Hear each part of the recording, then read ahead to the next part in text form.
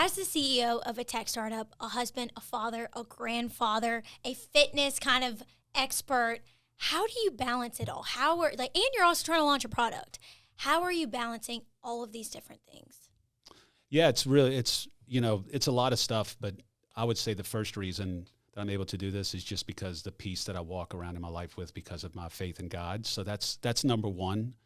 But, I can look back and, there's been seasons in my life where I've gone real hard. And something I've just realized, just like this past week, because when I was obsessed with one part, and I think this happens with a lot of people, you get compartmentalized. And I can remember being at home, like from the time I got home, I'd eat dinner on the phone sometimes, stay on the phone till 9:00 at night, because I was in this season of growth in my business, and it took, I needed to lean in. But something that's just hit me over the last week or so is that when you are in one of those seasons where you're leaning in to one aspect of your life just because you really want to work on it, or there's something big like a product launch like we have, that in order to not be out of balance, because I used to, when I'd go hard, everything else would suffer. My family would suffer, this would suffer because I was obsessed with this.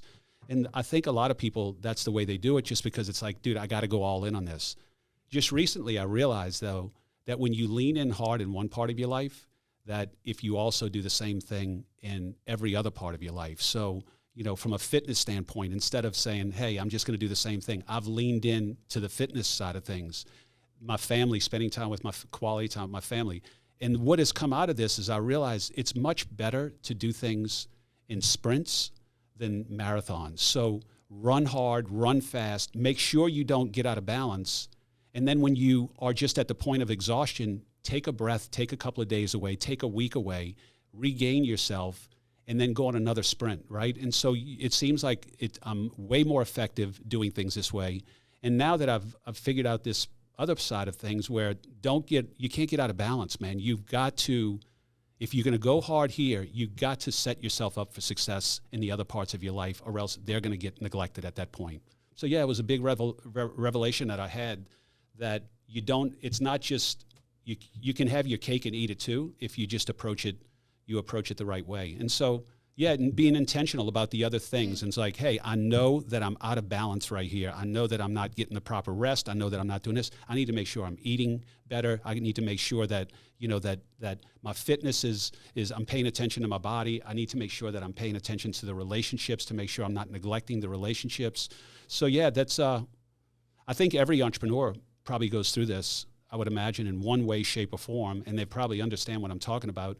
But this has been a new trick that I've learned to kind of, and it's working. It's working. I don't feel like, I'm doing this and giving up this. I'm doing all of it. And it's like I know in my mind when I get to a certain point of being exhausted or just not thinking properly, then it's time to take a break. And then once I'm refreshed, just go back at it again. And it looks like from a productivity standpoint, this is a much better way to go than just having this never-ending string of this is what I have to get done. No, shorten the timelines on those things, get them done quicker, put yourself to the test, and then take a breather, and then go on another sprint. So it gives you time in between sprints to plan and prepare, and then you go on another sprint. So now you're doing your thinking in one side, because think about it like this, why do planes get fixed when they're on the ground and not in the air?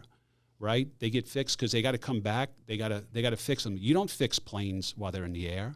To prevent them from crashing. Exactly. So your resting time is your planning time. It's your thinking time. It's your strategizing time.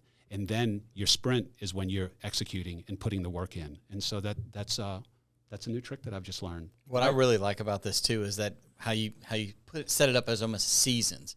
It allows you to not become complacent because, hey, now it's a season to freaking run hard. Yep. Run as hard as you can, and now there's a season to kind of rest a little bit. It's almost like it allows you to say, okay, we're going to dial in and focus really, really hard right now, and we're going to run as hard as we can, knowing there's a stopping point, as opposed to running continuously, exhausting, never seeing an end in sight. But if you set short goals and push really, really hard, it allows you to kind of get that energy, understand where that finish line is, like it's a horse race. Like you're not trying to gallop all the way to the end. It's like, hey, let's get there first, let's get it done, let's hit it hard, and now let's take a break, and now let's do it again. Yeah, and listen, that it's set, exactly, Mike, and it sets you up because when you get in this rhythm of sprint plan. Now your planning time, you're going to look at things more granular because you're going to understand that when you sprint, when you don't have them really threaded out really well, the sprint takes longer because you left some detail out on the front end. So your planning time becomes your roadmap for your sprints.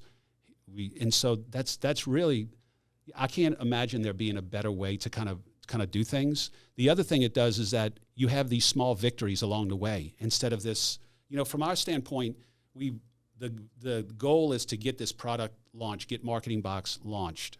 But there's a lot of little victories along the way that if we didn't celebrate those things, this would seem like it's just a never-ending, which sometimes it has seemed like this is a never-ending project that just won't go away. But at least having these milestones allows you to at least feel like you're making progress and having victories along the way.